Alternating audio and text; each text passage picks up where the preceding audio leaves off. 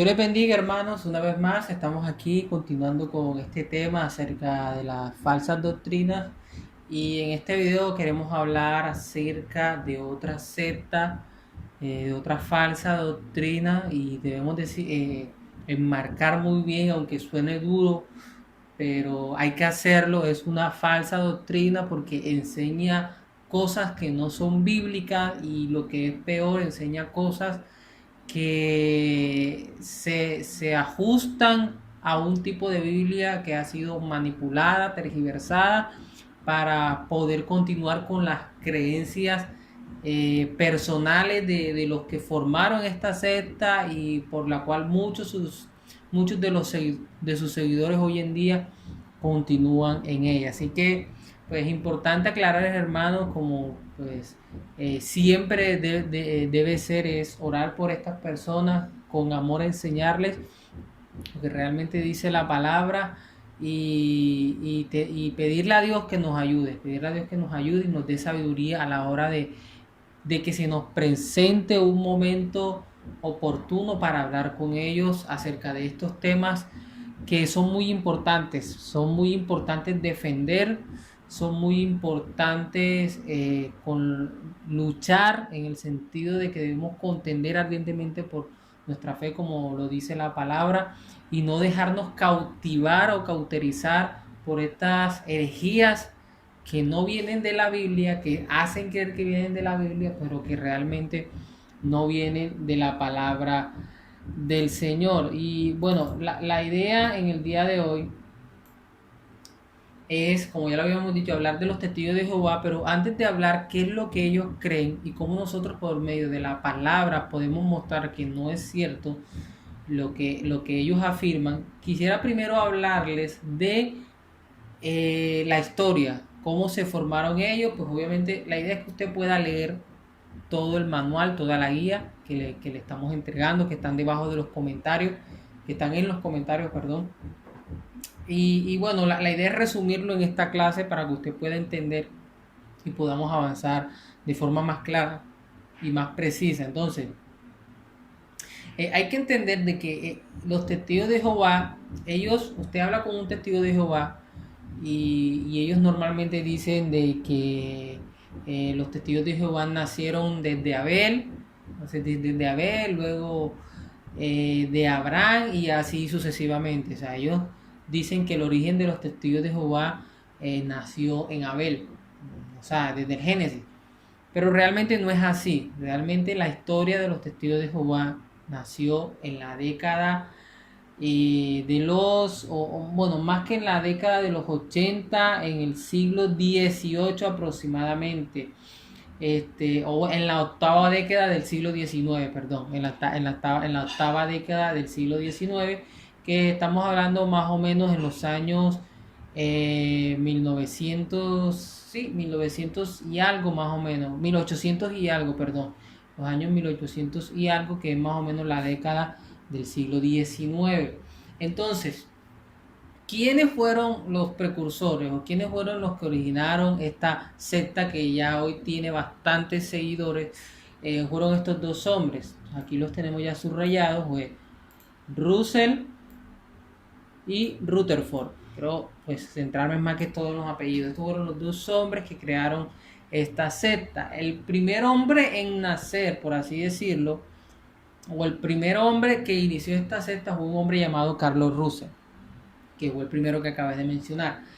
Y se va a dar cuenta de algo, y es que todas las sectas, normalmente todas estas sectas nacen de un hombre que inicialmente era protestante, que inicialmente nació en una iglesia reformada, que fue donde se le dio el origen a la iglesia protestante, a la iglesia trinitaria de sana doctrina. Obviamente ahí nacieron bastantes diferentes concilios, los presbiterianos, los calvinistas, que tienen diferencia en algunos puntos doctrinales, pero que en general son de sana doctrina, allá, hasta llegar a los bautistas, hasta llegar a parte de los pentecostales clásicos, por así decirlo, porque hay una iglesia pentecostal que maneja la teología de la prosperidad, y pues obviamente estos no son de sana doctrina, pero sí la iglesia pentecostal clásica, que sí se podría considerar también de sana doctrina. Obviamente esto, para que usted tenga mayor claridad, sería bueno que se viera el curso de la historia de la iglesia, donde hablamos de cómo se dio la reforma, cómo se dio la iglesia pentecostal, cómo se dio la iglesia contemporánea y la iglesia posmoderna. Pero en este caso, lo que quiero mostrar es que este hombre nació en una iglesia protestante. Más específicamente, él nació en una iglesia presbiteriana. Aquí está.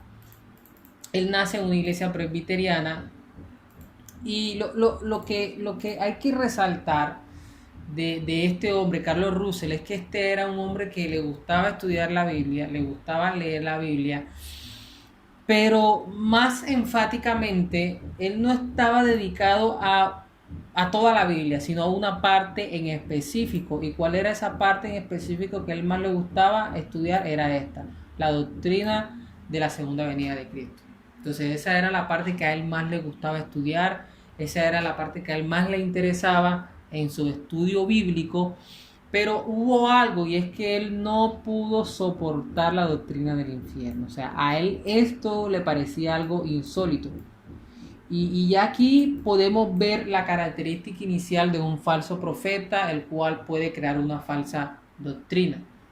Y es que cuando lee textos que son fuertes, cuando lee textos que son demasiado fuertes, como es la doctrina del infierno, es decir, la Biblia habla de que aquel que no cree en Dios, aquel que no cree en Cristo, pues va a ser condenado al infierno y no obedece sus mandamientos. Y normalmente el falso profeta tiene una de las características, y esta característica se vio en Russell, y es que al él ver esta doctrina del infierno cuando estudiaba la segunda venida de Cristo y no soportarla, ¿qué fue lo que hizo? Entonces cuenta la historia de que él se puso, o por casualidad entró a una iglesia adventista. Y bueno, cuando se hable de los adventistas vamos a enfocar qué es lo que ellos creen. Pero si algo tienen en común estas dos falsas doctrinas, es que ellos no creen en el infierno. Pero Russell, al ver esta idea de los adventistas, que bueno, en otras palabras, ya también hemos hablado de los adventistas en la clase anterior, pero al ver Russell esta idea de los adventistas de que el infierno no existía, eso a él lo llenó de alivio. Entonces él empezó a tranquilizarse, porque ya escuchó esa herejía, porque es una herejía de que el infierno no existía.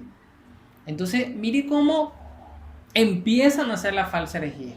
O sea, primero está una persona que no soporta una verdad bíblica, y lo que es peor, ahora va a empezar a hacer estudios donde va a acomodar los textos bíblicos para hacer mostrar de que el infierno, o de que esto de que Dios va a condenar y va a mandar a muchas almas al infierno, no es cierto. Entonces eso es lo que hace Russell. Entonces Russell, ¿qué hace? Él formula su propio sistema profético, se pone a estudiar Daniel, se pone a estudiar Apocalipsis, se pone a estudiar todos estos libros que hablan de los eventos finales, y lo primero que hace es que empieza a formular su propio sistema profético, que en ese inicio se le llamó el plan divino de las edades. Entonces él, en esa formulación, él empieza a sacar cuentas y a decir: Cristo va a venir en tal fecha, Cristo va a venir en tal lugar. Entonces él estipula un año, y él dice que en ese año es que Cristo va a venir. Más adelante, creo que es el año, si no estoy mal, en el año 1900, él saca cuentas y él dice que en el año 1914 es donde Cristo va a venir por su iglesia. Entonces, ya vemos lo primero que hace Rutherford. Lo segundo es que él empieza a dar estudios. Él se separa de la iglesia donde nació, que es una iglesia de sana doctrina, una iglesia presbiteriana. Le vuelvo y le recalco para que entienda cuál es la iglesia presbiteriana, y para que se dé cuenta que es sana doctrina tiene que irse, y le recomiendo que se estudie la historia de la iglesia para que lo pueda leer de mayor claridad. Pero entonces él empieza a sacar sus propios estudios acerca de la segunda venida, y es donde él empieza entonces a explicar todas estas cosas del infierno y todo eso. Y ahí es donde empieza entonces a formular muchas de las creencias que ya hoy los testigos de Jehová tienen. Es allí donde empieza a nacer las creencias de ellos. Entonces, aquí dice que ya esto empezó en el año 1872, donde, como ya les dije, empieza a hacer un estudio de las iglesias, recalcando en especial la doctrina de la segunda venida. Pero entonces no solamente habla de la segunda venida, sino que habla de todos los estudios que él había sacado personalmente. Y cabe aclarar aquí, aunque más adelante lo voy a volver a repetir, que estos estudios personales él lo hace leyendo el texto pero sacándolo de contexto, y eso lo vamos a ver más adelante cuando entremos a detalle lo que ellos creen en muchas de las áreas. Entonces, mire lo que él dice. Llegó a la conclusión de que Cristo establecerá su reino milenario en el año 1914. Es decir, que en este año era que Cristo iba a venir, que este año era la segunda venida de Cristo. Y lo tremendo de esto es que la Biblia dice de que nadie sabe cuándo va a ser la venida. Entonces, eso es importante tenerlo en cuenta, porque mire cómo él va ya obviando ciertas cosas que están en la Biblia, y ahí nos vamos dando cuenta de cómo él está sacando textos de contexto para él sacar un año y darle esa actitud y decir en este año va a ser el año en que Cristo va a venir, cuando el mismo Cristo dijo de que nadie sabía cuándo iba a venir. Entonces ahí empezamos a ver lo que él empieza a hacer. Otra cosa que él hace, y ya ahí vemos cómo se va distorsionando esta doctrina, es que él empieza a caricaturizar la doctrina de la Trinidad. Entonces ya este hombre Russell empieza a decir de que esta doctrina de la Trinidad para él era una herejía, y decía de que lo que se quiere enseñar con la doctrina de la Trinidad es que son tres dioses. Entonces él empieza a burlarse de esto, y pues obviamente esto es una herejía. Y algo más que hizo es que él prácticamente todas las doctrinas que conocemos, que estudiamos, que ya usted debe conocer como creyente, y si ya ha visto otros de los demás cursos como las doctrinas fundamentales, si ha visto los discipulados, se va a dar cuenta de que muchas de esas doctrinas que ya explicamos en esa clase, este hombre las empezó a negar. Todas esas doctrinas, él empezó a crear su propio sistema teológico, sacando doctrinas, manipulando textos y dando su propia interpretación.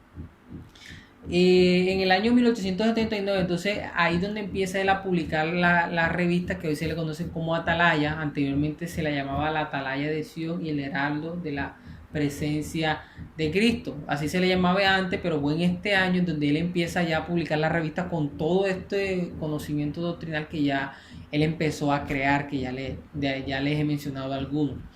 Entonces, en ellos planteaba lo que ha continuado básicamente como la teología de los testigos de Jehová. Sus seguidores lo estimaban como un profeta inspirado por los últimos tiempos e intérprete por excelencia de las escrituras. Para ellos sus libros llegaron a ser, y este es un gran problema, llegaron a ser una segunda Biblia o una Biblia infalible. Entonces, ahora sus escritos empiezan a tener más importancia que la palabra de Dios. Ahora los escritos que él hizo tienen más relevancia que la misma palabra del Señor. Y esto es algo grave, porque nosotros como seres humanos, nosotros debemos de tener presente de que el único libro que es infalible es la palabra de Dios. Y yo recomiendo, y es bueno que nosotros leamos literatura cristiana, libros por teólogos, por otros hombres de Dios que Dios les ha iluminado y tienen gran sabiduría y han escrito cosas de la palabra del Señor que son ciertas. Eso se lo recomiendo, pero hay que tener algo en cuenta, y es que a la hora de leer esos libros hay que tener mucho cuidado, porque ellos son hombres infalibles y se pueden equivocar. Y pueden decir algo, malinterpretar un texto en su libro y explicarlo de alguna forma incorrecta. Pero este hombre Russell hace todo lo contrario. ¿Qué hace este hombre? ¿O qué hacen sus creyentes? Que hacen creer de que el libro de él es igual de infalible que el de la Biblia, o quizás superior. Tanto así que él crea una frase, y mire la frase de ese tiempo, mire lo que dice. Si lees los estudios de las escrituras con sus citas, cuando habla de los estudios de las escrituras con sus citas, ¿a qué se está refiriendo? A los estudios de él. Y no lees ni una página de la Biblia como tal, que dice, estarás en la luz al término de 2 años. O sea, él dice, mira, si tú lees mis estudios, pero no lees la Biblia, en 2 años estarás en la luz, es decir, estarás en la sana doctrina. O sea, no hay necesidad de leer la Biblia, solamente lee mis estudios y te va a ir bien, y vas a estar en la sana doctrina. Y esto es algo, hermano, esto es algo diabólico. Y suena fuerte, pero es así, es algo diabólico. Creer que un estudio es superior a lo que está en la Biblia, eso no podemos aceptarlo. La Biblia siempre va a estar por encima. Es bueno hacer estudios, es bueno leer libros, como yo lo había diciendo, pero todos estos deben estar a la luz de la Biblia. Todos estos estudios, si estos son mis estudios, aquí debe estar un foco que es la palabra del Señor. Y ese foco que es la palabra del Señor debe iluminar el estudio que estemos haciendo y mirar si lo que dice ese estudio está bien a la luz de la palabra de Dios. Entonces no podemos hacer lo contrario, que el estudio sea superior a la palabra de Dios, a tal punto de que si yo leo el estudio y no leo la Biblia, voy a ser salvo. Eso no lo aceptamos como cristianos protestantes, evangélicos de sana doctrina. Entonces, vamos a continuar. Aparte de todas esas, de todas esas manipulaciones, y creo que esto lo podemos ir viendo de forma paralela con las características de un falso profeta. Vemos lo primero que hacía él, manipulaba los textos. Manipuló textos, negó doctrinas ortodoxas, doctrinas que nosotros seguimos, él las niega, obviamente manipulando algunos textos bíblicos, sacándolos de contexto. Y eso es lo primero que hace el falso profeta. Y va a interpretar el texto bíblico a la luz de lo que él cree, lo que él siente y no lo que el texto quiere enseñar realmente. Eso es lo primero. Pero la segunda característica de un falso profeta es que siempre tiene un mal testimonio. Por lo general, los falsos profetas tienen un mal testimonio. Tienen problemas de adulterio, problemas con el dinero. Y Russell reunió las dos cosas. Tenía problemas en su testimonio, tenía un mal testimonio. Y mire lo que él hacía. Él reunía grandes cantidades de dinero ofreciendo pócimas o vendiendo cosas que prometían a la gente cualquier tipo de sanidad, engañándolas obviamente, al punto de que le decía a las personas, a las mujeres viudas ricas a punto de morir, que dieran toda su herencia a él para él supuestamente divulgar el evangelio. Entonces, además de eso, él se divorció de su esposa. Entonces vemos cómo este hombre tenía un mal testimonio. Entonces mire, aquí se va viendo las características también de un falso profeta. Primero, tiene un mal testimonio, haciendo cosas indebidas, manipulando a las personas para tener ganancias deshonestas, como lo dice la palabra. Y segundo, manipula la escritura. Y todo esto lo hacía él. Entonces, para que usted vea con mayor claridad qué era lo que él vendía y todo eso, puede leer el texto para que usted lo vea. Pero eso era lo que esencialmente él hacía. Al morir Russell, él murió en el año 1916. Pero recuerde que en el año 1914 él había profetizado de que Cristo iba a venir ese día. Entonces ya pasaron 2 años. Él muere en el 1916. Y entonces, ¿qué pasó? ¿Por qué no vino? Entonces, cuando él muere, todavía no se llamaban los testigos de Jehová, eso debo aclararlo. Todavía no se llamaban los testigos de Jehová. Ellos se llamaban los ruselitas. Se llamaban los ruselitas porque obviamente eran los seguidores de Russell, que básicamente en estos tiempos los seguidores de ciertos hombres tenían su nombre como tal, era basado al hombre a que seguían. Por ejemplo, los calvinistas porque servían a Calvino, los luteranos a Lutero. En este caso los ruselitas porque servían a Carlos Russell. Entonces cuando Rutherford, que es el segundo fundamento de la existencia de los testigos de Jehová, entra en escena, en el contexto en que él vivía, los testigos de Jehová estaban por el piso. ¿Por qué? Porque había muchas cosas que pues Russell no había dejado claras, y lo que es peor, había prometido cosas que no se cumplieron, como la venida de Cristo.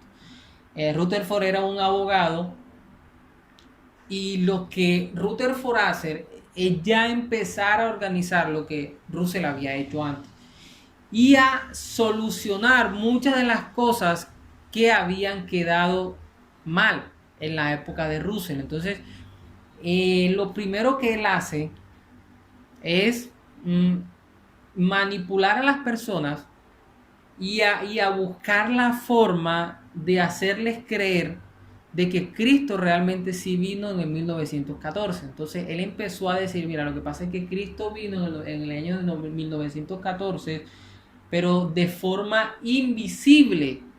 O sea, Cristo en el año de 1914 vino de forma invisible. ¿Y qué vino a hacer? A purificar su templo. Entonces, él, lo que Rutherford enseña es eso. Entonces, ¿qué hace? Vuelve a hacer Rutherford. Empieza a manipular la Biblia y empieza a decir, mire, lo que pasa es que Cristo sí iba a venir en ese año, pero vino de forma invisible. ¿Y eso qué iba a hacer? De que los testigos de Jehová volvieran a tomar fuerza. Bueno, en este tiempo se llamaban todavía los ruselitas. Pero ya como Rutherford empezó a organizar, los testigos de Jehová empezaron a verse como una organización porque ya empezaron a crecer. Entonces ya allí es donde ellos empiezan a llamarse los testigos de Jehová, que es en el año de 1931.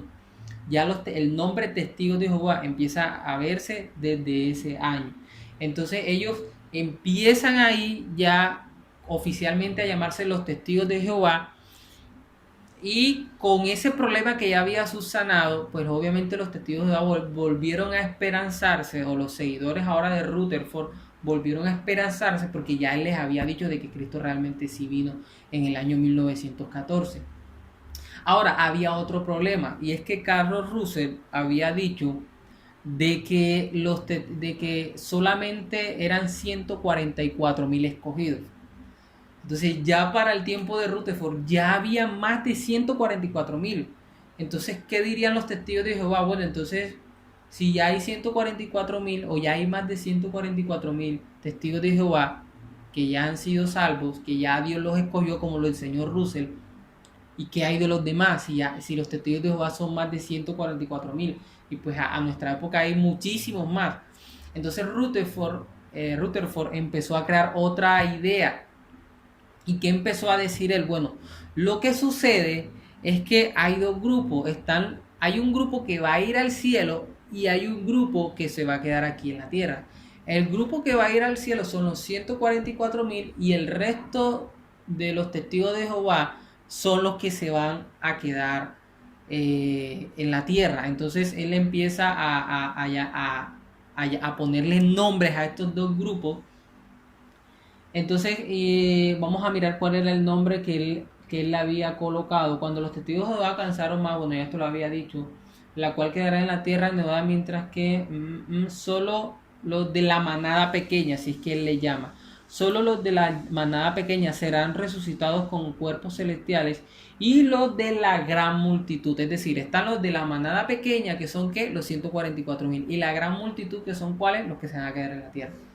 Entonces ese es otro problema que él soluciona para que los testigos de Jehová sigan avanzando y se sigan multiplicando. Entonces miren cómo había un falso profeta que manipulaba a las personas y viene otro falso profeta que sigue manipulando a las personas, remendándolo quizás algo que el anterior, es decir, Russell, en la que había fallado, él lo remienda, o como decimos acá en el lenguaje, lo emparapeta para poder seguir con esa idea. Entonces vemos lo tremendo o lo grave que hace lo que puede hacer un falso profeta. Y por eso nosotros debemos de estar muy atentos a creer en solo lo que dice la Escritura y no en lo que diga cualquier persona. Porque incluso dentro de nuestras propias iglesias, que no hay testigos de Jehová, pueden haber falsos profetas enseñando doctrinas que no son bíblicas. Así que hay que estar muy atento a eso, hermano. Es solo Biblia, solo lo que dice la Escritura. Tal vez el logro más importante de Rutherford fue inaugurar una intensa campaña de visitación de casa en casa, en la cual se animaba a todos a que participaran. Entonces, ya en Rutherford es donde se organizan como tal los testigos de Jehová, y es donde ya se empieza a ver ese hábito que ellos tienen permanentemente, que incluso nosotros los felicitamos a ellos y nosotros decimos: wow, admiramos a los testigos de Jehová por eso que ellos hacen. Incluso muchos cristianos, incluso yo lo hacía, admiraba a los testigos de Jehová porque ellos iban de casa en casa a visitar. Pero esto es triste y realmente no deberíamos admirarlos, porque las motivaciones por las que ellos hacen eso no son bíblicas. O sea, ellos hacen eso porque ellos creen que el sacrificio de Cristo no es suficiente. y que necesitan de sus obras para poder ser salvos. Eso lo vamos a ver más adelante. Pero quiero que entiendan que no debemos admirar a los testigos de Jehová por eso, porque sus motivaciones no están en Cristo, sino que están en Cristo más sus obras. Es decir, están diciendo las obras de Cristo no son suficientes. Nuestras obras, ahora también necesitamos de nuestras obras. Entonces están poniendo la obra de Cristo de salvación a un lado. Y están diciendo como la obra de Cristo no es suficiente, necesitamos de nuestras obras. Entonces vuelve el mismo punto, poner ahora, así como Russell puso sus libros al nivel de la Biblia, ahora están poniendo sus obras al nivel del sacrificio de Cristo. Y por eso es que ellos salen a visitar, y por eso es que usted los ve que están en toda hora y en todo momento visitando y predicando la palabra. Entonces, por fuera se ve hermoso, pero por dentro sus motivaciones son antibíblicas. Así que eso debemos de tenerlo en cuenta. Ahora, quisiéramos ahora seguir hablando acerca de ahora vamos a continuar hablando acerca de las doctrinas de los testigos de Jehová. Ya vimos la historia, cómo se dio, cómo se dieron los testigos de Jehová, desde qué año empezó, quiénes fueron sus precursores, ya eso lo dijimos. Ahora queremos hablar de todo lo que ellos creen. Y todo esto que ellos creen es lo que Rutherford formuló en sus estudios, lo que Russell formuló en sus estudios y en sus traducciones de la Biblia, porque ellos hicieron su propia Biblia. Entonces eso es lo que nosotros vamos a ver cuáles son sus características y el tema de sus traductores, de todo lo que ellos hacían, cómo le cambiaban algunos textos para ellos poder seguir creyendo o seguir enseñándole a la gente lo que ellos creían personalmente, y cómo manipulaban el texto bíblico para manipular a las personas. Entonces, ¿qué es lo que ellos creen? Bueno, lo primero que ellos creen es que ellos niegan la Trinidad y la deidad de Jesucristo. Ya esto ya lo habíamos dicho anteriormente. Y ellos dicen de que esta era una creencia de los antiguos babilónicos y egipcios y otros mitos. Entonces, eso es lo primero. Ellos no creen en la doctrina de la Trinidad. No creen que Cristo es Dios. No creen que el Espíritu Santo es Dios. Ellos no creen en eso. Ellos creen que solamente Jehová es Dios. Que no, Cristo no es Dios. Que Cristo es una criatura y que el Espíritu Santo es una fuerza activa. Pero que no son Dios. Entonces, si ustedes quieren tener más claridad de la Trinidad, en la clase de Discipulado 2 hablamos acerca de la Trinidad, y en las doctrinas fundamentales también tocamos un poco acerca de este tema, obviamente con bases bíblicas, pero ellos aquí no creen en la doctrina de la Trinidad. Entonces, ¿qué dicen ellos? Y esto es lo más tremendo, que Satanás, él es el originador de la Trinidad. Entonces, atribuyen, como dice la Biblia, atribuyen las obras. Una vez le dijeron a Cristo que le atribuyeron sus obras ¿a quién? A Belcebú. Entonces ellos aquí están atribuyendo la Trinidad ¿a quién? A Satanás. Y este es algo tremendo. En el tiempo del comienzo de su vida fue creado por el Dios eterno. Es decir, están hablando de Cristo. Jehová sin la ayuda ni por medio de ninguna madre. En otras palabras, Él fue la creación primera y directa de Dios. Él no fue una encarnación en la carne, sino fue carne, un hijo humano de Dios, un hombre perfecto que ya no era un espíritu. Eso es lo que ellos creen de Jesús, que Dios lo creó. Obviamente manipulando algunos textos bíblicos, eso debe de quedar claro. Lo segundo es que ellos niegan la encarnación de Cristo. Es decir, ellos dicen, Cristo vino como hombre, pero cuando Cristo resucitó, Él no resucitó como hombre, sino que Él era un espíritu. Y eso va en contra de los textos bíblicos y también va en contra de la obra redentora del mismo Cristo. ¿Por qué? Porque si yo digo de que Cristo resucitó en espíritu, estoy diciendo que Él nunca resucitó. Y si nunca resucitó, nunca murió por mis pecados. Y si nunca murió por mis pecados, entonces de nada sirve el cristianismo. Porque nadie ha muerto. Cristo no murió por mis pecados, no me ha limpiado. Entonces eso es una creencia también satánica, una creencia que condena a las personas, porque está echando a un lado la obra de Cristo Jesús. Entonces eso es lo que ellos creen, que Cristo como tal, cuando murió, al resucitar, resucitó en espíritu. Y pues obviamente esto no es no es bíblico. Además de eso, obviamente dicen también que Cristo no fue Dios. Entonces ya, bueno, aquí estoy hablando de estos dos puntos. Niegan de que Cristo es Dios hecho hombre, eso por un lado, pero también niegan, pues obviamente como ya lo dije, la resurrección como tal, como hombre, como cuerpo y no como espíritu. Y miren la cita que ellos colocan, Primera de Pedro 3:18. Primera de Pedro 3:18, mire lo que dice, siendo a la verdad muerto en la carne, pero vivificado en espíritu. Nosotros leemos ese texto y nosotros creemos de que Cristo no resucitó como otra vez en la carne. Él murió en la carne y resucitó en la carne. Recuerde que Cristo es 100% Dios y también es 100% hombre. Otra vez más, hay que estudiar.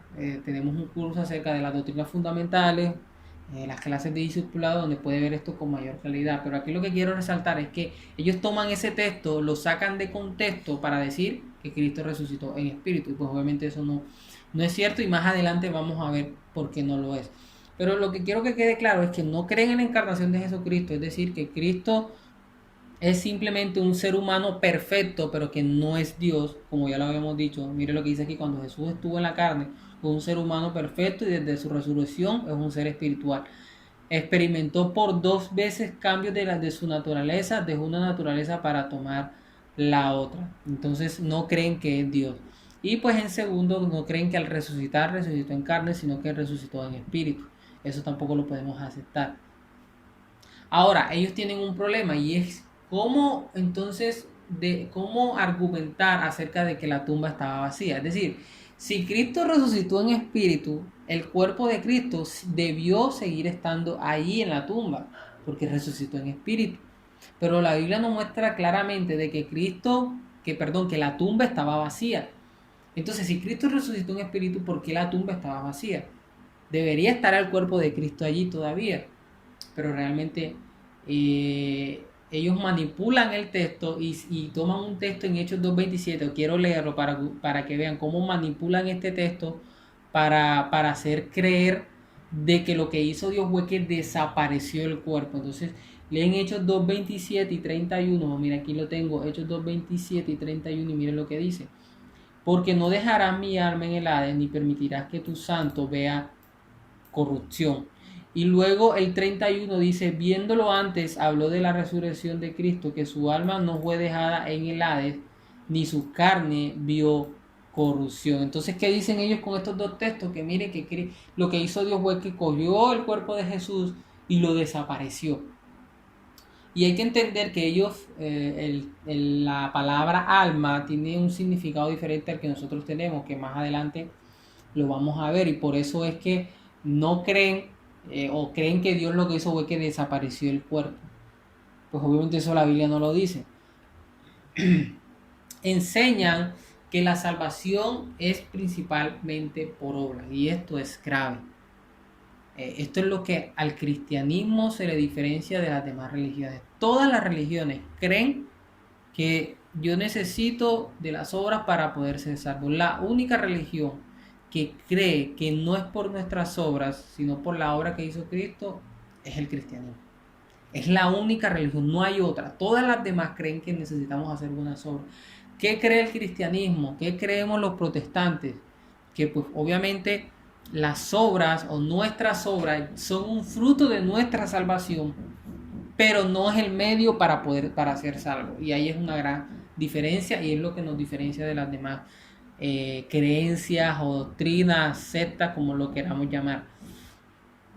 Los testigos de Jehová sienten constante presión y un miedo mortal de ser rebajados a la clase de siervos malos. Y esto es lo que le venía diciendo, por no trabajar suficiente en vender su literatura y proselitar a los gentiles. ¿Qué es proselitar? Volver a alguien testigo de Jehová.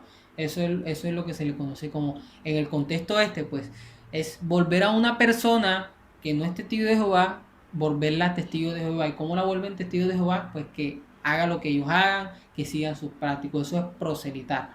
Entonces, miren que, y esto era lo que les decía, ellos están, todo lo que ellos hacen, el esfuerzo que ustedes los ven haciendo, es por una motivación antibíblica, porque ellos creen que la obra de Cristo no es suficiente, sino que necesitan de sus obras. Entonces eso también es algo tremendo. Ok, continuamos con este segundo punto que dice: enseñan que la muerte es la destrucción total del hombre. Y aquí, bueno, parafraseando, ellos, ¿qué es lo que pasa? Que ellos creen que alma y cuerpo, o alma y, sí, alma y cuerpo es lo mismo. Nosotros creemos que está el alma y está el cuerpo. Son dos cosas totalmente diferentes, y que cuando uno muere, lo que muere es el alma, y es el alma el que va a rendir cuenta. Según como vivió, si creyó en Cristo, no creyó, será condenado o será salva esa alma. Pero ellos creen que es lo mismo, creen que es una sola cosa. Entonces eso es lo que realmente ellos creen, que es lo mismo alma y cuerpo. Pero entonces tienen algunos problemas con algunos textos. ¿Y cómo solucionan esos problemas? Manipulando el texto, cambiándole el sentido al texto, que es lo que hemos venido haciendo, que es lo que normalmente ellos hacen. Entonces, ¿cómo responden al texto de el malhechor y Jesús cuando estaban en la cruz? Si la persona si la persona cuando muere definitivamente muere, o sea, no es que murió y enseguida se va al cielo, o no es que murió y el alma se queda en el cielo, o baja al lugar de tormento. Entonces, ¿qué es lo que pasa? Entonces ellos dicen que cuando una persona muere, esa persona ya inmediatamente, o sea, ya deja de existir por completo. O sea, no que el alma va a subir ni el alma va a bajar, no, el alma ya, o sea, el alma y el cuerpo es lo mismo y ya muere, ya murió. Entonces está el problema, como ya les venía diciendo, de el malhechor y Jesús en la cruz. ¿Cuál es el problema? Que Cristo le dice: de cierto te digo que hoy estarás conmigo en el paraíso.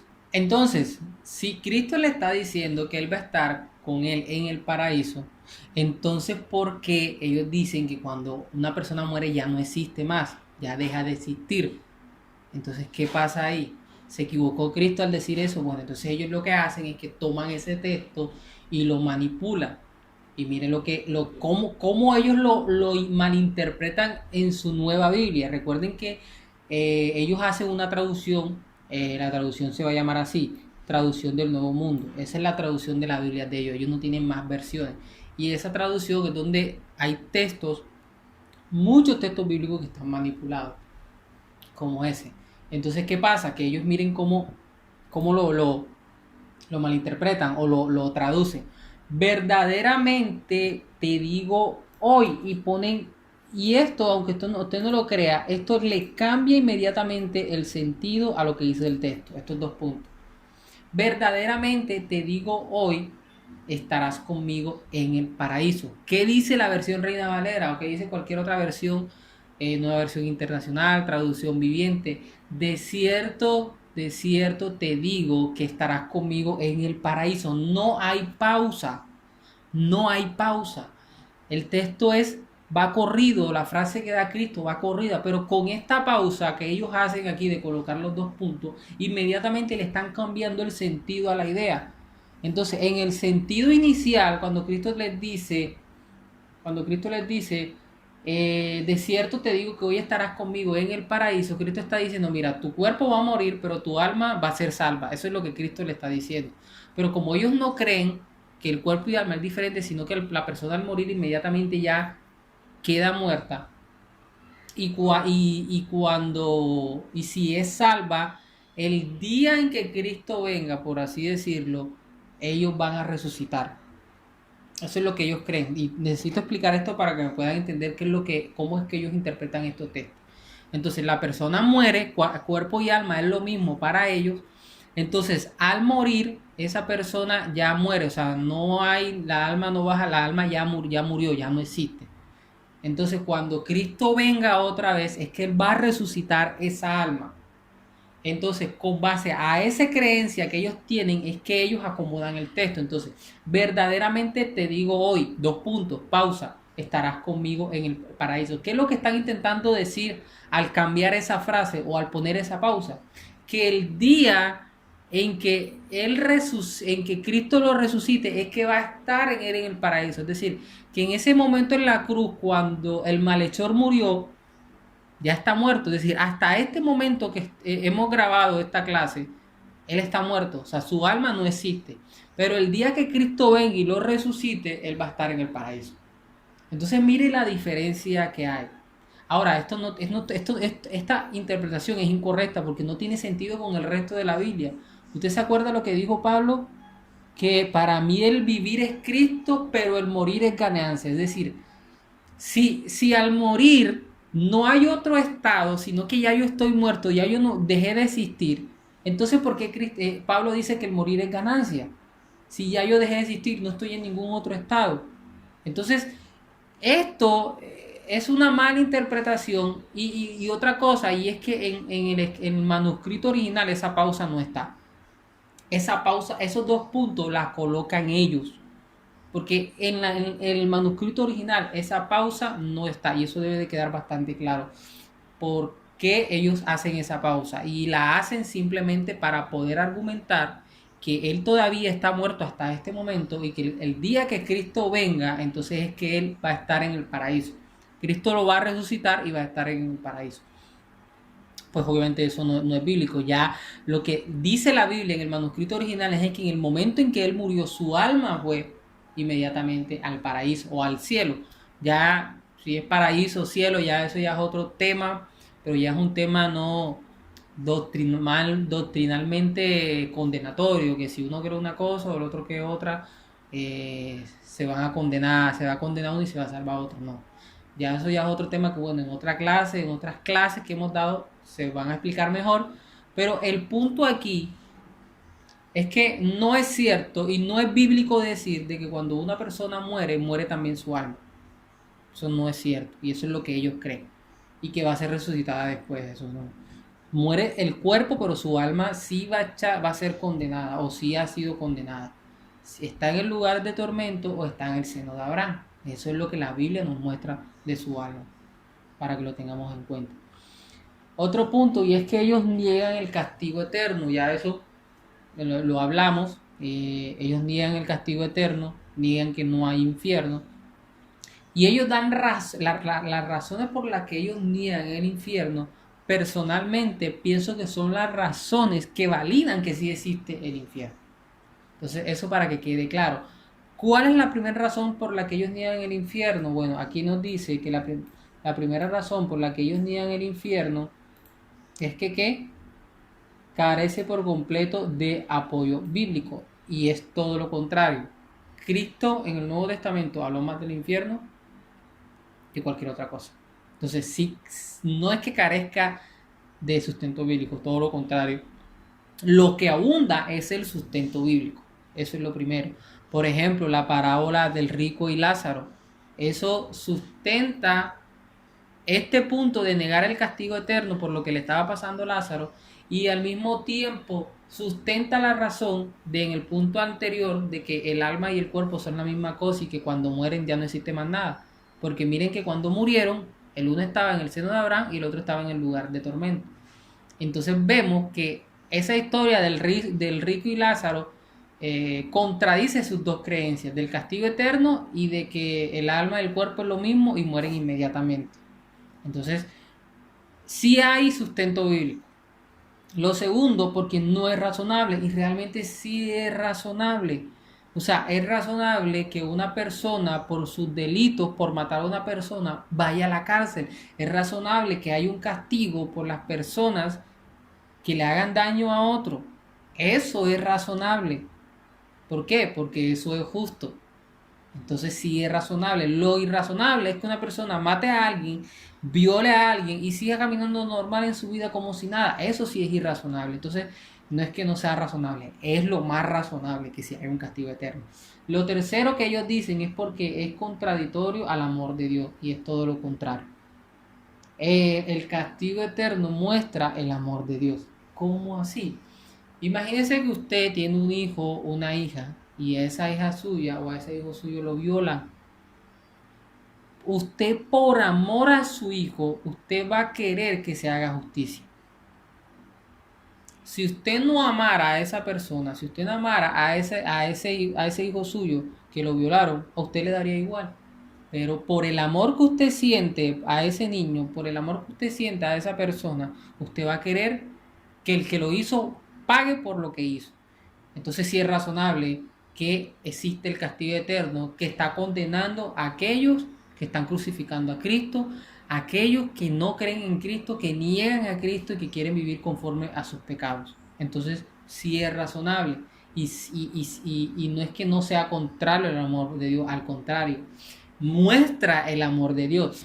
Y lo cuarto también es justificable con lo que acabé de decir y es porque repugna la justicia. No repugna la justicia. Se hace justicia, se hace lo correcto. El malhechor está pagando por lo que hizo.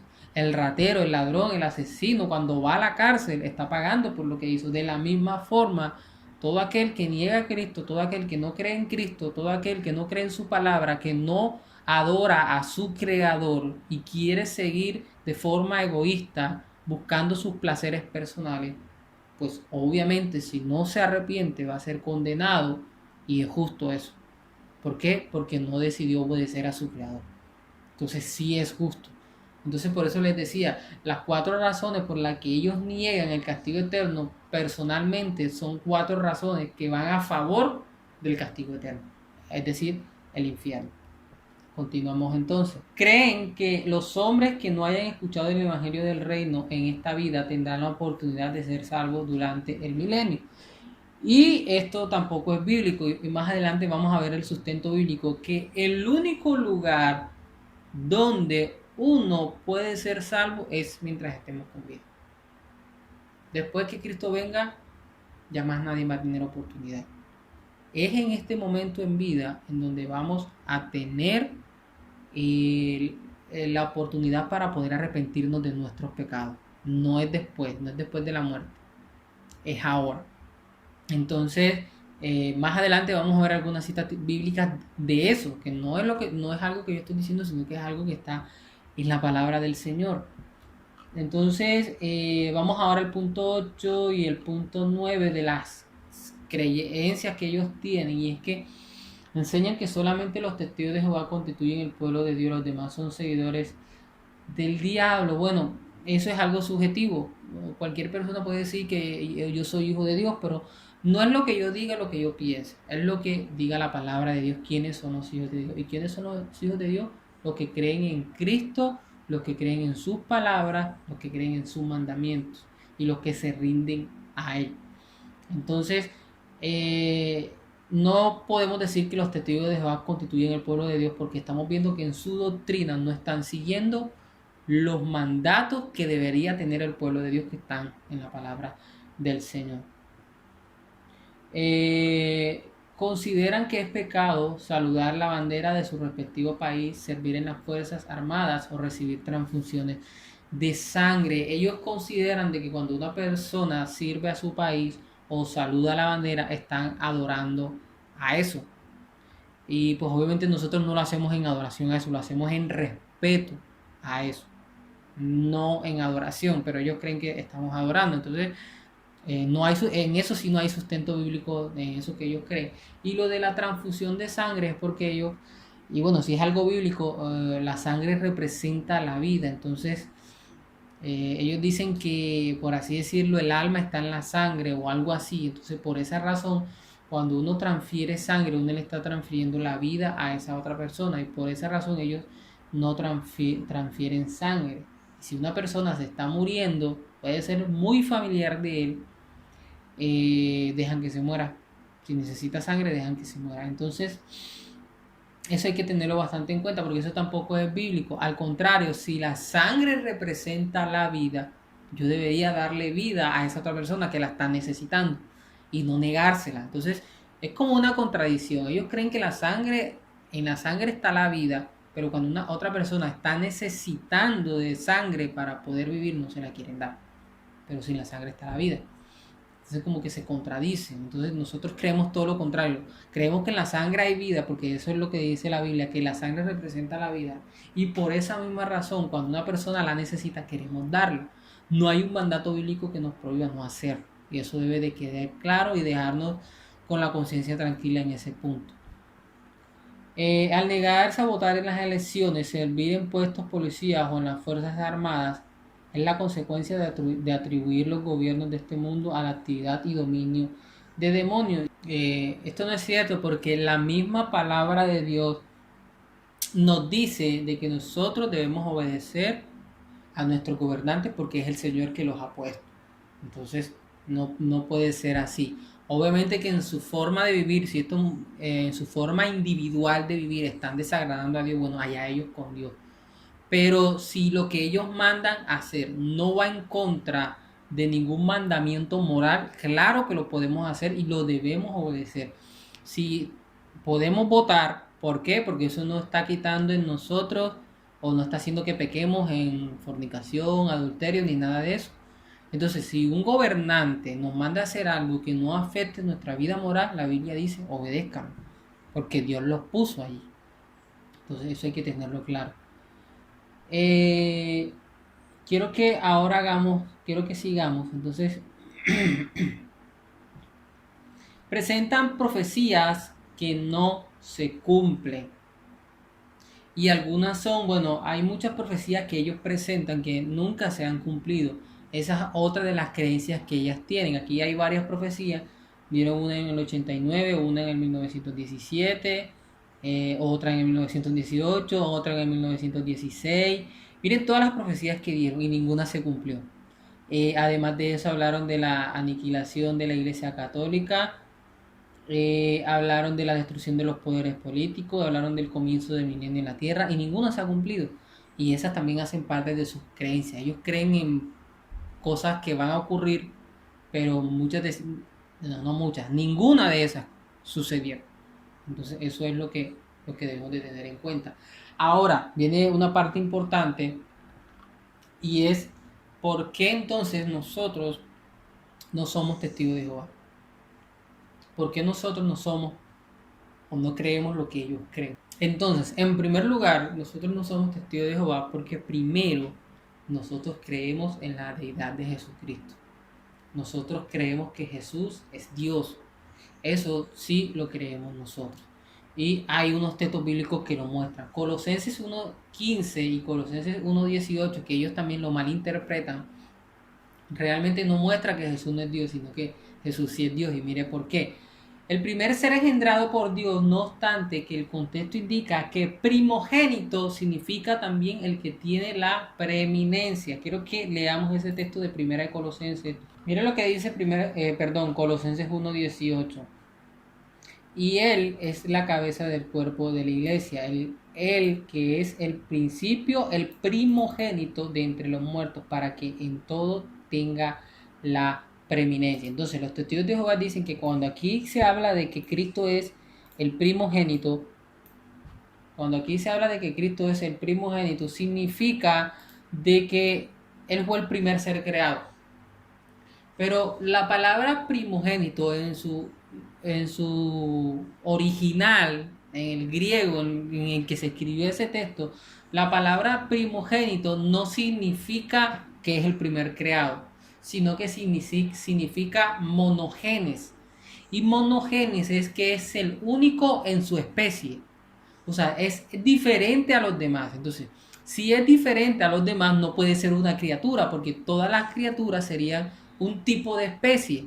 Pero aquí se está diciendo que es el único en su especie, es decir, que no es como las criaturas. Por tal razón, Él no es un ser creado. Entonces, aquí lo que está diciendo es que Él es el más importante de toda la creación. O sea, después de la creación, Él es más importante que toda la creación. No que es el primero de la creación, sino que es más importante que la creación. Entonces, por esa razón, y ese es el verdadero significado del texto. Y si usted lee todo Colosenses, se va a dar cuenta que el enfoque real está apuntando a eso, a que Cristo es más importante que toda la creación. Pues obviamente eso es bíblico. Lo que sigamos entonces. El que tiene la preeminencia no se refiere aquí a su comienzo, pues estaba con Dios en el principio. Que dice Juan 1:1, en el principio era el verbo estaba con Dios y el verbo era Dios. ¿Quién era el verbo? Era Cristo. Entonces no puede ser una creación porque ya dice que desde el principio ya Él estaba con Dios, ya también Él era eterno. Señalan que Jesús dijo que el Padre es mayor que yo, No obstante que Jesús quería decir que el Padre es mayor que en autoridad y no diferente en naturaleza. O sea, el Hijo se somete al Padre y el Espíritu Santo se somete a Jesús, pero lo hacen voluntariamente. No es que sean mayores en naturaleza, sino en autoridad, pero no son mayores en autoridad porque el uno tenga más poder que el otro, sino voluntariamente, pero en poder son un solo Dios, tienen la misma autoridad. Pero, perdón, en poder son un Dios, tienen la misma naturaleza, pero en autoridad el Padre tiene más autoridad que el Hijo y el Hijo más que el Espíritu Santo, pero porque lo hicieron voluntariamente. En otras palabras, el Hijo se somete al Padre y el Espíritu Santo se somete al Hijo, pero de forma voluntaria. No es que el uno tenga eh, más autoridad que el otro, que el uno sea más poderoso que el otro. Vamos a leer una cita, vamos a leer Filipenses 2, del 6 al 8, quiero que lo leamos. Mire lo que dice Filipenses 2 del 6 al 8, del cual, siendo en forma ¿qué? De Dios, no estimó el ser igual a Dios, sino a Dios como cosa que aferrarse, sino que se despojó a sí mismo, es decir, él voluntariamente se sometió al Padre viniendo acá a la tierra. Pero no es que es inferior, él voluntariamente lo hizo. Mire que el 6 dice, siendo en forma de Dios y estando en la condición de hombre, se humilló a sí mismo, haciéndose obediente hasta la muerte y muerte de cruz. Entonces, eso debe de quedar bastante claro. Quiero que sigamos. Se refiere a bueno, durante su tiempo en la tierra, Cristo era más que un hombre perfecto. Por profecía, él fue llamado Emmanuel. ¿Y qué significa Emmanuel en Isaías 7:14? Dios con nosotros. Entonces, no podemos decir que Jesús, como dicen los testigos, era un hombre perfecto. ¿Por qué? Porque la misma Biblia dice en Isaías 7:14 que Él va a enviar a alguien que los va a salvar, le van a poner por nombre Emmanuel. ¿Y qué significa Emmanuel? Dios con nosotros.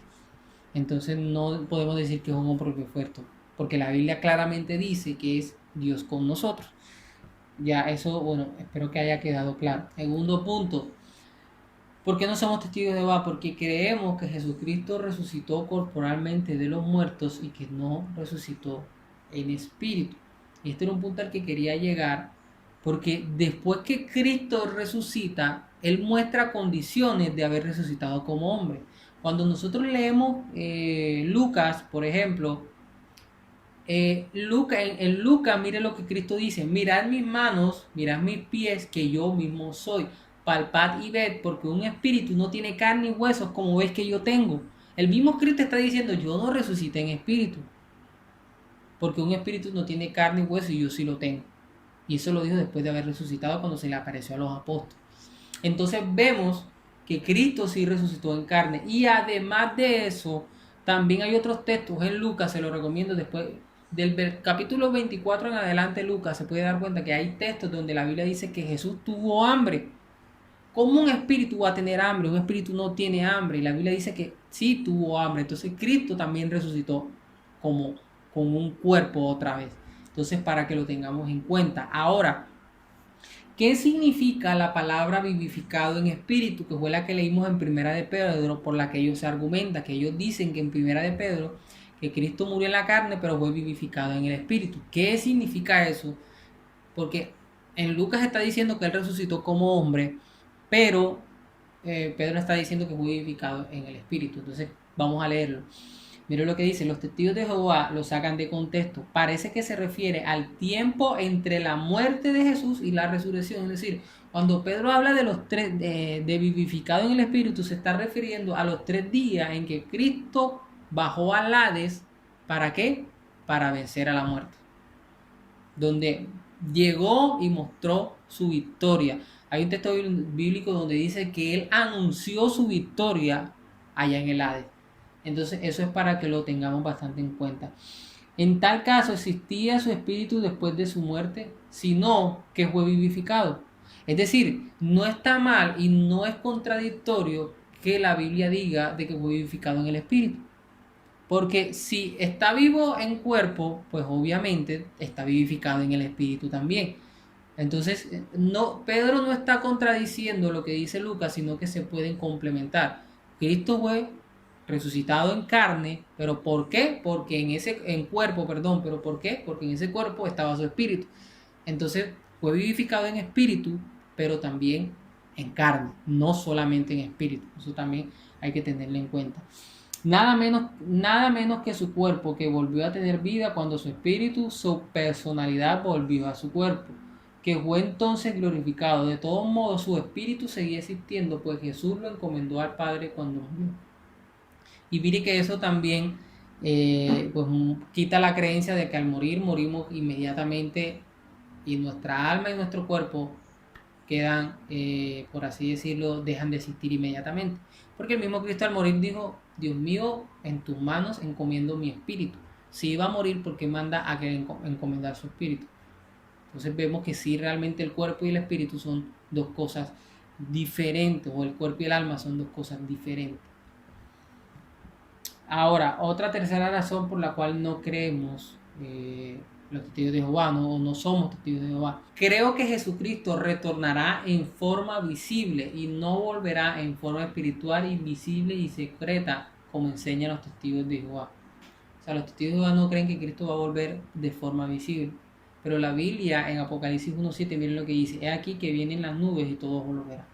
Ya con ese texto se está mostrando de que Cristo sí va a venir de forma visible y no de forma invisible, que es como Rutherford lo mostró cuando en el año 1914, que fue en el año en que Russell profetizó que iba a venir y no vino, y Rutherford luego dice, no, es que él vino en espíritu. Pero mire que eso no va con lo que dice la Biblia. La Biblia dice que cuando él venga, va a venir en las nubes y todo ojo lo va a ver. Entonces en el año 1914 no vino ningún Cristo. No vino Cristo en el año 1914. Porque la Biblia dice que su próxima venida todo ojo lo iba a ver. Entonces si creemos que en el año 1914 vino Cristo, se está contradiciendo con lo que dice la palabra. ¿Y a quién creemos? ¿A lo que dice Rutherford o a lo que dice la Biblia? Por esa razón no somos testigos de Jehová. Cuarto punto. Creo que el Espíritu Santo es más que una fuerza o poder impersonal, o una persona, que es una persona y la tercera persona de la Trinidad. Ellos creen que el Espíritu Santo es una fuerza activa, como si fuese una corriente, como si fuese luz. Pero muchos de los textos que usan para justificar eso son manipulados una vez más. Por ejemplo, cuando se habla de el profeta Joel, que después en Hechos Pedro lo vuelve a recalcar, que dice, en los postreros tiempos derramaré de mi espíritu, ellos cambian ese texto y colocan, en los postreros tiempos derramaré algo de mi espíritu. Entonces ese algo de mi espíritu está haciendo referencia para ellos a la fuerza activa del Espíritu Santo. Pero la Biblia en ningún momento dice algo de mi espíritu, dice derramaré mi espíritu. Entonces eso marca la diferencia y es lo que hace ver que el Espíritu Santo sí es Dios. Entonces, en primera de Timoteo 4.1 vemos que sí es Dios, porque ahí dice Pablo a Timoteo que el Espíritu Santo es el que habla y una fuerza activa, una corriente no habla. Puede ser contristado, eso está en Efesios 4.30, puede ser tentado mintiéndole. Recordemos la historia de Ananías y Zafira. Puede ser apagado, eso está en 1 de Tesalonicenses 5.19. Guiaba a los apóstoles a toda verdad. ¿Qué más? En Juan 16.14 glorifica a Cristo tomando las cosas suyas y haciéndolas saber. En Juan 16.14 se colocan al nivel y dignidad de las otras personas de la Trinidad en la fórmula del bautismo, donde Mateo dice que bauticemos en el nombre del Padre, del Hijo y del Espíritu Santo. Entonces, el Espíritu Santo no es ninguna fuerza activa. El Espíritu Santo en todos estos textos bíblicos está mostrando atributos o características de un ser pensante. Por eso decimos que el Espíritu Santo es una persona. Y lo que es aún mucho mejor, en Mateo 18.29 se habla que bauticemos en el nombre del Padre, Hijo y Espíritu Santo. Si fuese una fuerza activa, ¿por qué hay que bautizar en el nombre del Espíritu Santo? Entonces va contrario a lo que dice la palabra del Señor. Punto 5. Creo que el hombre tiene un alma o espíritu inmortal. Y eso es importante saberlo. La palabra nefesh, que es en hebreo, y siye, que es en griego, traducida significa alma. En la Biblia el alma se refiere a una persona o un individuo o un animal inferior. Aunque la Biblia emplea a veces este vocablo en los sentidos adoptados por los testigos de Jehová, también lo usa para referirse a la parte inmortal del hombre, algo distinto del cuerpo, algo que sobrevive a la muerte. Recuerden, como les dije antes, los testigos de Jehová creen que el alma no sobrevive a la muerte, sino que el alma y el cuerpo es la misma cosa y en la muerte los dos mueren. Pero la Biblia nos deja ver, que el alma sí sobrevive a la muerte del cuerpo. Algo distinto del cuerpo, algo que sobrevive a la muerte, porque Jesús, por ejemplo, Jesús dijo, no temáis a lo que ¿qué? A lo que matan el cuerpo, pues el alma no puede matar. Entonces miren que ahí Cristo está haciendo una distinción y está diciendo, mira, el alma es diferente al cuerpo. Ellos pueden matar el cuerpo, pero no el alma. Entonces ahí inmediatamente nos damos cuenta que alma y cuerpo no es lo mismo, que es lo que ellos creen, no es lo mismo.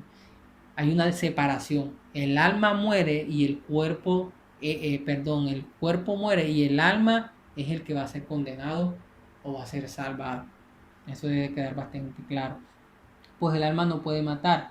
Entonces ahí hay una serie de textos bíblicos, por ejemplo Mateo, vamos a leer Hebreos 6:19, quiero que leamos Hebreos 6:19. Miren lo que dice Hebreos 6:19, la cual tenemos como segura y firme ancla del alma y que penetra hasta dentro del velo, donde Jesús entró por nosotros como precursor, hecho sumo sacerdote para siempre según el orden de Melquisedec. Vamos a leer otro texto bíblico, vamos a leer Hebreos 10:39, mire lo que dice Hebreos 10:39. Pero nosotros no somos de los que retroceden para perdición, sino que los que tienen fe para preservación del alma. Apocalipsis 6:9, quiero leer ahora Apocalipsis 6:9. Cuando abrió el quinto sello, vi bajo el altar las almas de los que habían sido, ¿qué? Muertos. Esta es muy clara, por causa de la palabra de Dios y por el testimonio que tenían. Entonces mire cómo en 6:9 también hace la distinción entre alma y cuerpo, que son dos cosas diferentes, y dicen que estaban las almas de los que habían muerto, ¿cómo? En el cuerpo. Entonces eso debemos de tenerlo claro. Entonces eso es lo que nosotros creemos y por eso no somos testigos de Jehová. Listo, quiero que vayamos ahora al siguiente punto. ¿Por qué no somos testigos de Jehová? Porque creemos que habrá castigo eterno para los injustos y rechazamos la doctrina de Russell, la doctrina de los testigos de Jehová. La Biblia muestra que existe un infierno, el lugar de tormento donde serán arrojados los hombres los reprobados y los espíritus malignos. El Señor habla de Gehenna, que en términos solemnes y terribles está en Mateo 5:22, 29. Vamos a ir a Mateo para que vean que sí hay un infierno. Mateo 5:22, mire lo que dice. Pero yo os digo que cualquiera que se enoje contra su hermano será culpable de juicio, y cualquiera que diga necio a su hermano será culpable ante el concilio, y cualquiera que le diga fauto quedará expuesto al infierno. Entonces vemos que sí existe el infierno y que ahí van a ser arrojados los que desobedezcan. Ahora vamos a leer el 29 y el 20 también, porque os digo que si vuestra justicia no fuere mayor que la de los escribas y fariseos, no entraréis en el reino de los cielos. Y si no entro al reino de los cielos, ¿a dónde voy? Pues al infierno. Y el 29, mire lo que dice, por tanto, si tu ojo derecho te es ocasión de caer, sácalo y échalo de ti. Pues mejor te es que se pierda uno de tus miembros, sino que todo tu cuerpo sea echado al infierno. Entonces vemos que la Biblia es clara y aquí hay otro grupo de textos donde muestra que realmente sí hay un infierno. Y la palabra infierno tiene varios sinónimos en la Biblia. También puede significar horno de fuego, también lago de fuego, también perdición.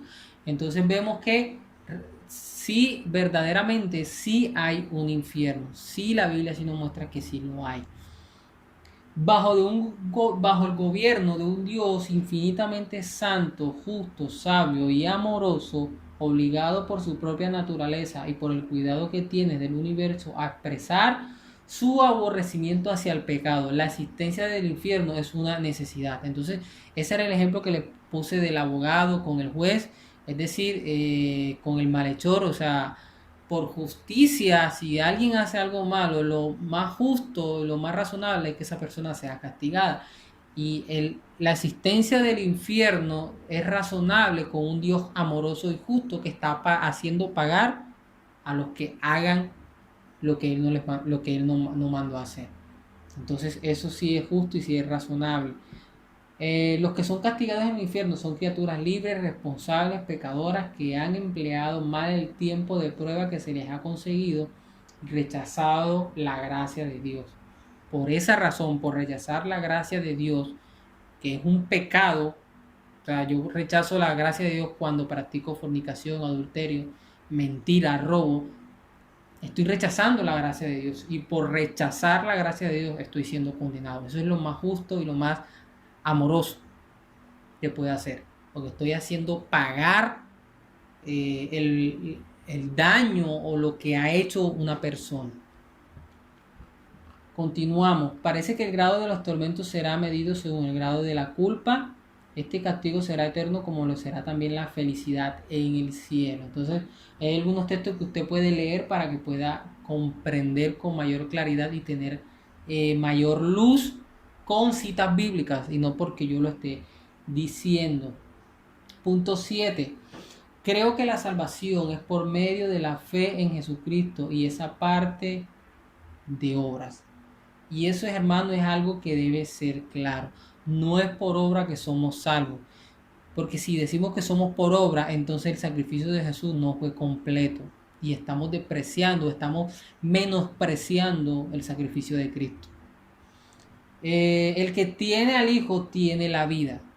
Entonces, mire, no es el que tiene el Hijo más las obras, sino el que cree en Cristo, en que vive para Cristo, tiene la vida. Es decir, es salvo. Colosenses 2:10 dice, vosotros sois completos en Él.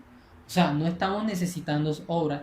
Ninguna condenación hay para los que están en Cristo. Entonces, miren que todo el que cree en Cristo y es salvo a causa de esa salvación es que realiza buenas obras. Y es allí donde entra el libro de Santiago, que habla de las obras del cristiano. No somos salvos por obra, sino que las obras reflejan que ya hemos sido salvados por Cristo. Y que realmente somos salvados porque estamos en Cristo, estamos en Él. Punto número 8. ¿Por qué tampoco creemos en las doctrinas heréticas de los testigos de Jehová? Creo que no habrá una segunda oportunidad para ser salvos según la muerte.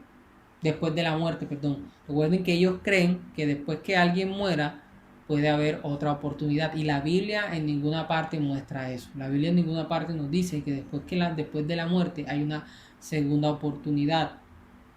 Mire lo que dice, sino que está establecido que los hombres que mueran una sola vez y después de esto el juicio, no dice y después que mueran otra oportunidad, no, dice y después de esto el juicio. Después que mueran el juicio, no hay otra segunda oportunidad. Rechazamos la enseñanza de que los inconversos serán resucitados ante el milenio y tendrán 100 años para aceptar la doctrina de los testigos de Jehová. Hermano, eso no es bíblico, eso no está en la Biblia, ¿no? Que van a tener 100 años. ¿Dónde está eso en la Biblia? No hay. Ya Hebreos 9:17 es claro, después de la muerte viene el juicio. Pues los pecadores serán resucitados después del milenio. Apocalipsis 20:5 y serán juzgados inmediatamente. Apocalipsis 20 del 11 al 15. Entonces, no vemos por ninguna parte una segunda oportunidad. Todas las oportunidades están en esta vida. No hay más oportunidad en ninguna otra o después de la muerte. Punto 9. Creo que todos los creyentes serán resucitados corporalmente y no serán divididos en dos grupos. Eso de que manadas, la gran multitud y el grupo elegido, la manada especial, no recuerdo ahora el nombre, eso tampoco está en la Biblia. No hay dos grupos, todos ante Cristo somos un solo cuerpo. Entonces eso debemos de tenerlo claro. La iglesia del Señor consiste de todos los santificados en Cristo Jesús, llamados a ser santos con todos los que en cualquier lugar invocan el nombre del Señor Jesucristo, Señor de ellos y nuestro. Colosenses 1:2. En 1 Corintios 1:2, perdón. Entonces, no hay en ninguna parte de la Biblia dice de que hay dos grupos y que unos van a estar en el cielo y otros van a estar aquí en la tierra o en la nueva tierra. En ninguna parte dice eso. Punto 10, mire lo que dice, ya estamos terminando. Creo que Dios ha establecido gobiernos y que los magistrados no son instrumentos del diablo, sino que son servidores de Dios para nuestro bien. y eso era lo que ya veníamos hablando. Debemos respetar nuestra bandera, votar en las elecciones, servir en las Fuerzas Armadas y aceptar otras obligaciones como ciudadanos. Recibimos los beneficios del Estado y nos corresponde cumplir con nuestros deberes civiles. Romanos 13 del 1 al 7. Usted lo puede leer y ahí se puede dar cuenta de que esto que está diciendo acá va acorde al texto bíblico. Punto 11, con este terminamos esta clase. Creo que los testigos de Jehová están perdidos, pues niegan la deidad de Jesucristo. Y eso es lo más grave, hermanos. Los testigos de Jehová, si no se arrepienten, si no creen en la deidad de Jesucristo, están perdidos. Y eso no debe crear en nosotros burla hacia ellos, sino más bien compasión hacia ellos. Orarle al Señor y con amor enseñarles estos principios para que sean salvos o para que muchos de ellos se arrepientan. Porque no podemos decir de que ninguno de ellos puede ser un elegido de Dios. Quizás a muchos de los que usted le predique se va a convertir y se va a venir a la sana doctrina. Entonces es importante eso.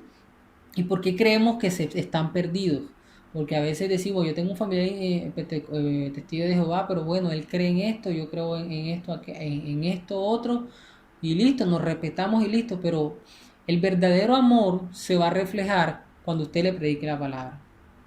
Porque si esta persona está perdida y usted sabe que esa persona va a ser condenada, y si yo digo, no, él piensa diferente a mí, pero nos respetamos, ¿de qué sirve eso? No sirve de nada, porque al final va a ser condenado. Y nuestro amor, ¿dónde se va a reflejar hacia esa persona? Predicándole la palabra para que sea salvo. Si confesares con tu boca que Jesús es el Señor, no es el hombre, es el Señor. Y esta palabra, el Señor, está atribuida a qué? A que es el Dios, a que Él es el Dios. Mire lo que dice. Si confesares con tu boca que Jesús es el Señor, serás salvo. Romanos 10:9. Todo aquel que niega al Hijo tampoco tiene al Padre. Entonces, ¿cómo puedo ser testigo de Jehová si estoy negando al Hijo?